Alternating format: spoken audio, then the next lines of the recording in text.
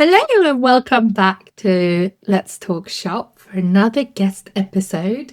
Today I am joined by Sarah from Little Black Cat, who makes prints and greeting cards. And I think Sarah's designs are really quirky and fun. So I'm really excited to hear more about how she's grown her wholesale. So welcome, Sarah. Hi. It would be great if you could maybe start by introducing yourself and your business a bit more. My name's Sarah Wilson and I run Little Black Cat Illustrator Goods, a Manchester-based shop and studio, and we create uniquely designed paper products with a folksy, design-led feel. So our range includes greeting cards, wrapping paper, and a wide variety of art prints in multiple sizes with framing options available. And we're also in the process of expanding into other paper goods and textile products by the end of the year, which is really exciting. And yeah, we sell directly through our website and at in-person markets. And then on the wholesale side, we're currently stocked in around 300 shops worldwide. And a large portion of these connections have come through Faire. But we also do take orders via email too. That's amazing. 300 now. I can't remember when we last kind of checked in. Every now and then, because I'm nosy, I'm like, how many shops are you in? But I feel like it might have been like 100 last time or something. Yeah, it's crazy, isn't it, how much it grows? I think when I first met you, it was like 30, so it's come a long way. Such a long way. And when did you start with your wholesale? So I started wholesale in about 2023, so a few years ago. And it started with someone reaching out to me first. It was a shop in Norwich and they asked if I would stock in their shop. And I was just kind of like, oh, I don't really know how to do that. And they were very kind and kind of explained everything to me. So it was very primitive. They just went on my website and told me what they wanted.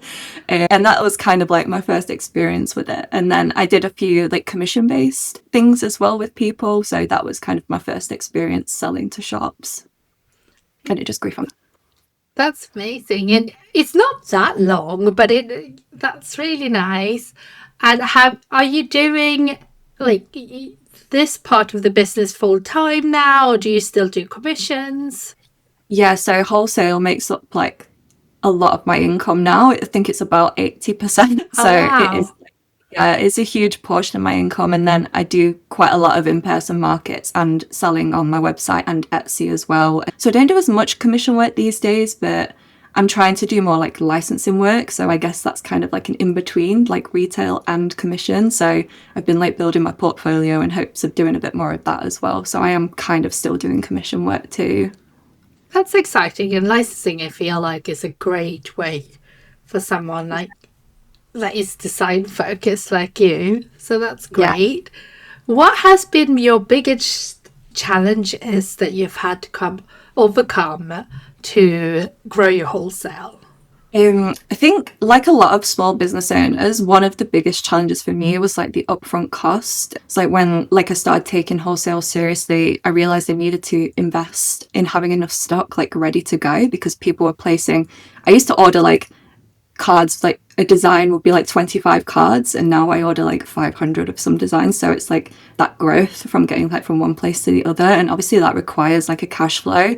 And I don't come from money. I've had to finance everything myself, which hasn't always been really easy. What did help was securing a small business loan of £6,000, which gave me just that initial boost to scale up production that I felt was manageable. And by that point, I'd already kind of built the relationships with a few stockists and I could see the potential. So I knew it was kind of a risk worth taking. And then another big shift came when I did the sales growth lab course. And with you, it just really helped get to grips with the admin side of wholesale and understanding how to stay organized and having a clear system in place. It just made the process feel much more accessible and manageable. So I think you definitely need to have those systems in place as well as having the stock. Yeah, otherwise it gets so overwhelming. Actually, the business loan side, that is always something I feel that is not really talked about. How did you go about securing that? So I had a mentorship in place. I basically stopped working during COVID and then I was trying to look for a job, and then I decided I wanted to be like freelance. And the job centre actually put me on to this enterprising scheme in Manchester, and they were really helpful. I was like showing up all the time. I was like such a nerd. I was like going to all of their like workshops and things, like just wanting to learn like how to run a business. And then that kind of led on to another mentor scheme, and they kind of encouraged me to apply for a loan. So yeah, it was just a small business loan, and we kind of discussed what the best amount of money was, like where it was like manageable to pay it back, because I know that can be scary, like getting a large amount of money out. Like I think I was about 26 at the time, and like didn't necessarily have like a huge amount of money coming in. So I think that was just like the right amount to kind of like feel like a risk, but not too much where I would end up like kind of out of my depth. So I think these schemes in the UK are really good, like government schemes, and like these free business schemes, there's so many of them, they're definitely worth getting involved in. Yeah, for sure. I think someone that I spoke to on the podcast the other day, she got like both the courses she's done with me paid for, and like one of her like machines through a grant scheme, which was also through one of the local, I guess, kind of like business hub enterprise things. So I think in some areas of the country, they're really, really good. It reminds me, I'm supposed to have a phone call with mine because I never reached out to them. I thought I should reach out to them too. I was just saying, it's always worth it, just reaching out to these things, even if you don't think it's right for you. It's just because it's free. Yeah. And if there's any help you can have, like even just the mentorship to like get support like that at early stage or at any stage of business is huge. It's such a benefit. Definitely. So you also have had great success on Faire. What do you think has really helped you make that platform work for your brand? I think there are a few things that really contributed. So first, I made sure all of my products were SEO optimized, searchable, and I actually hired B, a SEO bitch, who is great, and I know who you've worked with before as well. And they did 20 product listings for my own website. So I understood how to structure my Faire listings properly from looking at what B had done, and then applied that learning and did the rest of it myself. And that was an investment that definitely paid off. And I've always prioritized as well like professional product photography, especially for my greeting cards, which I definitely think makes a huge difference in helping products stand out, especially on a platform like Faire where there's so many different brands. And then like one of the biggest things early on was that I diverted all of my wholesale sales through Faire. At the time when I did it, if you had someone's email in your system, even if you hadn't contacted them, you did qualify for the 0% commission on their orders. Even if, you'd not like reached out or anything, they were just in the database. That has changed now. And I think now you have to contact them and they need to order within 3 months. Otherwise you have to contact them again, because I think it may have been a little bit too easy for us to kind of get the 0% commission that other way. But yeah, I think building up that database early meant that my presence on the platform grew quite quickly and became easy to manage because it was all in one place. And especially since as well, like setting up a dedicated wholesale website when you're first starting out can be quite costly. So yeah, I developed kind of like this whole system on Faire where like I'd regularly send newsletters out, and I launch all my new products on there. I stay in touch with all my stockists as well using the messaging tool on the platform. So I think because of all of those things, and now I have like the top shop status, I rank quite highly in the algorithm, which means more buyers are finding me organically as well. So I still put in quite a lot of work behind the scenes to keep that momentum going, but there is also that organic growth as well on there. And the more you do like the putting work in, the more you get seen, and it both helps the algorithm, I suppose. So either way, it pushes sales, which is great. And I think having someone help you with your Faire listings or your product listings that actually know what they're talking about makes such a difference. I did a workshop with, B did a talk. I've been doing these summer sessions this summer. They did a workshop on SEO the other day. It was so interesting. I learned so many things already. I know, yeah, I learned so much. It's one of those things where I think if someone sits down and properly explains it to you, it is something you can kind of DIY if you haven't got the budget to like pay someone to do, everything. Like I think I've got now like 300 products now. So I was like, I don't have the budget to pay someone to do 300 products. But yeah, if I pay someone to do 20, then I can just put the time in and do the rest of them myself to like an acceptable level. Yeah, and they have like a guide, I think a PDF guide on how to do it too. So like there's different options for different budgets, so, which is really good. Yeah. Beyond the fair, what other things has worked well for growing your wholesale? So I think I obviously started out as a freelance illustrator during COVID, and then I launched my product business in 2021, but started doing wholesale more in 2023. And I think I've learned the importance of like not putting all of your eggs in one basket. So like diversifying income streams has become like a key focus for me, especially this year, as I've been exploring other ways to grow my wholesale like beyond Faire. And I think one of the big steps I'm working on is now building a dedicated wholesale website, because the commission charges on Faire being quite high. It makes sense, I guess, to have like an alternative that I can direct buyers to. I'm not necessarily worried about losing contact with my existing stockists because I keep a separate database with all their details and order history. So if Faire were to like disappear tomorrow, I would still be able to reach out to them all directly. I'm also considering doing my first trade show next year to expand my reach even further, which is quite scary and exciting at the same time. And for this Christmas period, oh yeah, I know.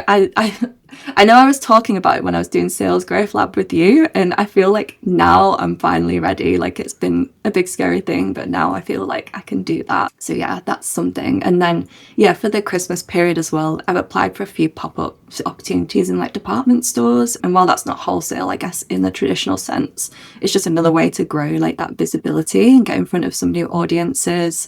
And then, yeah, outside of wholesale, as I mentioned, I've also started doing like more licensing work with companies who sell to retail themselves. So that's, I guess, been like a helpful additional income stream. And with like all the contracts that I've got currently, I've been able to continue selling my designs to my own retailers. So it's supporting the wholesale, I guess, rather than limiting it.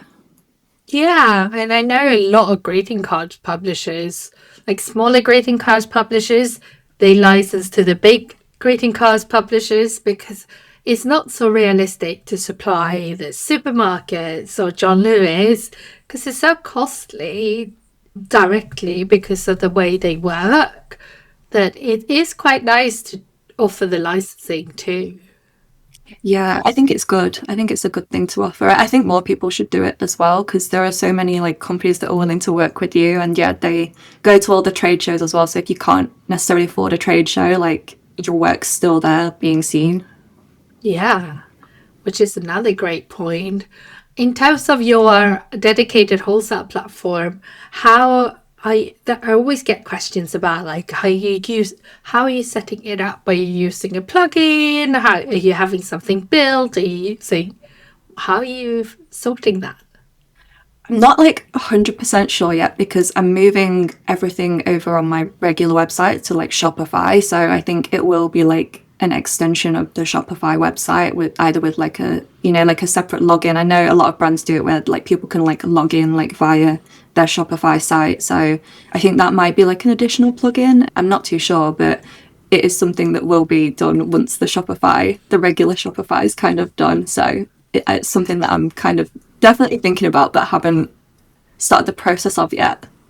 Yeah, I think it's a good shout, especially if you're going to do your first trade show. And also, you're already prepared if something were to happen with Faire, and having your own dedicated site, I guess, is another way to be prepared if something were to happen, whether that is the commission structure changing or buyers preferring to come direct. Yeah, exactly. You just never know when like something's going to change. And yeah, I work with quite a few people like via email as well, and like it just feels a bit clunky sometimes, like having to, yeah, I usually will send them like just like screenshots of my Faire page because I'm always updating my products, so my catalog's not always up to date. And then like, or I'll send them my website and be like, oh, well, everything's on my website. It just, it's quite primitive. So I just want to I think it'll be worth it for the people that I already work with via email. And I think it will convert more people to like shopping on like with me through my website anyway. Yeah, for sure. Is there anything that hasn't necessarily worked for your wholesale that you tried or that didn't get the results that you hoped for? Yeah, so last year I tried reaching out to a few like larger retailers, but I didn't get any responses. And I guess it's difficult to find the right contact details sometimes for these larger retailers. And I suspect I'd have more success probably approaching them through like a trade show setting where those conversations happen more organically and everyone's in the same room and they're all there like specifically looking to buy products. So yeah, breaking into like larger retail is something I find challenging. It feels like a bit of a closed door still. But that said, it's not been like a huge priority up until now because I already work with so many wonderful independent retailers who are like really good to deal with, and I prefer like having their business anyway, like because it's just nice working with them. But I do want to work with a larger retailer in the next like year or so. So that is kind of a goal, I guess, as we move into 2026, like edge towards 2026. And which one? I'm always intrigued to hear. Which one is your like I guess dream, or like which one is like the goal? Like which one would you love the most? I feel like it's all the classics, like Oliver Bonas, like Selfridges, like the luxury department stores like Phoenix and John Lewis, like I feel like all the classics that everyone wants to work with. Yeah. Yeah. Well, I think that would be really perfect for you and your brand. Especially, I feel like Oliver Bonus and Selfridges, or even Liberty, like, I think you would fit in so well there. I didn't say Fennec because I haven't been to one for so long. But I used to love selling to Fennec. It used to be one of my favorite accounts to sell to. But Yeah, my partner's from Northeast, so we go there quite a lot to like the Northeast. So yeah, and we always go to Phoenix, like if we go to Newcastle. So it's like a sentimental one, I think. yeah, and that store is nice. I think I used to go to that one or the Bond Street one, like when I wanted to have a little look. Or, if I was in Newcastle. But I actually have been in Newcastle and I haven't gone. It's not to go next. Yeah, it's just been like I got gone for this sales and marketing conference, and time wise, you always run out of time. I was saying there's so much to do as well in Newcastle now. Like I feel like there's so many nice places that have opened, and then there's like the Baltic. Yeah, I love going to the Northeast. Yeah, Newcastle is like happening. Like even in the evening on a weekday, they're like there's lots of people about. I suppose because they have a big student community, there's always something. Yeah, it's fun.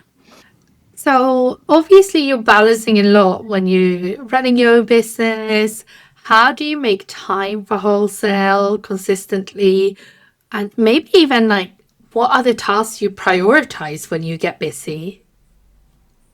So I mean, I'm quite organized, like type A personality. So I think time management does come quite naturally to me. I guess it's something that I consider myself quite good at. I'm good at like, I guess like locking in and like focusing on what needs to be done while also like planning ahead for the future. Yeah, obviously, like I said earlier, wholesale is my main source of income, so it's my number one priority really. So I make sure retailers are always happy and orders are always going out on time. Lately, I haven't been doing much outreach because I'm focusing more on like retention and nurturing existing relationships. Feels a bit more important right now. But I do make sure I check in with all of my stockists like every quarter, like direct message, and then I send newsletters maybe every 2 weeks, and I always interact with them on Instagram. Like every time I sell something like on Faire or via email to a stockist, I always say, oh, follow me on Instagram, and like I'll follow you back, and then you kind of keep that, I guess, a more informal relationship with them. And like I like to see what people are doing, and I like to see what they've got in their shop, and like their like presence online, like because a lot of them do have a presence on Instagram. So yeah, I think it's nice to see what people are doing as well, and it keeps you in the loop, and I guess it keeps you like in their minds as well, like if they see you interacting. Yeah. And I think it's nice to see. I feel like Instagram has given us an opportunity to see the shops. You know, when I started in the industry, you could maybe find like a grainy picture on their website, or you didn't, unless you went to visit the shops, or, you know, like some of them were a bit more clued up on Facebook, obviously, but you didn't get to see like them walking through their shop or like showing what it actually looks like. So it was always really hard to imagine. Whereas now you have this huge benefit that you get to see it even without traveling.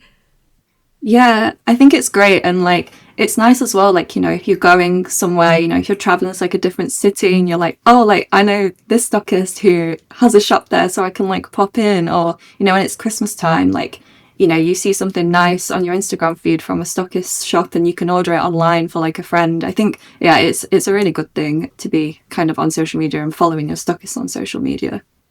For sure. I think it also makes it much more casual. Like, you know, it's a business relationship, but it makes it so much more enjoyable when you get to do that. Yeah, it's fun, isn't it? Yeah, I'm also very nosy. I want to see what they have in their shop and like how they display things. And I'm sure as a designer too, it's nice for you to see what they're buying into, because even if it's not like you're going to do something exactly the same, you can always say, just seeing what colors and shapes and things they have in their shop can like be inspiring too, I'm sure. Yeah, definitely. As well, I think like because a lot of them follow me, I've put them all on like my close friends on my like brand Instagram. So sometimes I'll like, you know, do like a little question box and be like, oh, what would you like to see in your shop? Like, what cards don't you have?